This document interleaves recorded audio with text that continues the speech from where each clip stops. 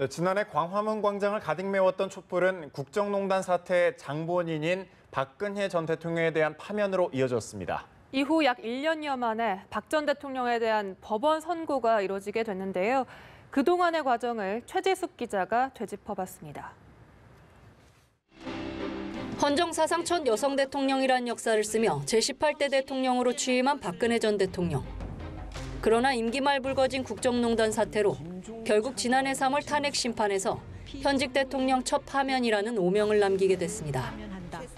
이후 피의자 신분으로 검찰 소환 조사를 받은 박 전 대통령은 얼마 뒤 뇌물수수 등의 혐의로 구속됐습니다.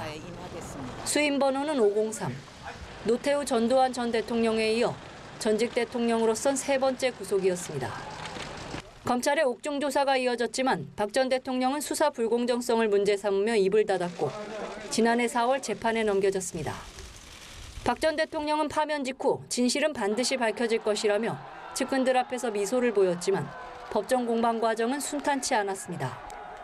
지난해 10월 법원이 증거인멸 우려를 이유로 검찰의 구속연장 신청을 받아들이자 이에 반발해 변호인단 전원이 사퇴하기도 했습니다. 이후 박 전 대통령이 재판에 출석하지 않으면서 법원은 지난 2월 결심 공판까지 피고인 없이 걸석 재판을 진행했습니다. 모두 116차례의 재판 끝에 검찰은 박 전 대통령의 징역 30년을 구형했습니다. 박 전 대통령은 자신의 선고에 대한 생중계 논의에 자필로 반대 의사를 밝혔지만 법원은 국민 알 권리와 공공의 이익을 들어 선고 생중계를 결정했습니다. 연합뉴스 TV 최지숙입니다.